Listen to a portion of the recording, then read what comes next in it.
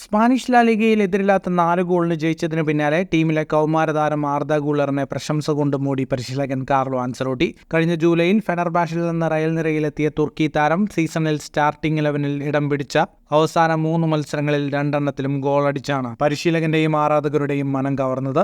ലീഗിൽ കിരീടം സ്വന്തമാക്കിയ റയൽ നിരയിലെ താരാധിക്യം കാരണമാണ് ഗുളറിന് സ്റ്റാർട്ടിംഗ് 11-ൽ ഇടമുറപ്പിക്കാനാവാത്തത്.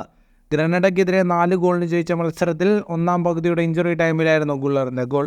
38-ാം മിനിറ്റിൽ ഫ്രാൻ ഗാർഷിയയിലൂടെ റയൽ അക്കൗണ്ട് തുറന്നു.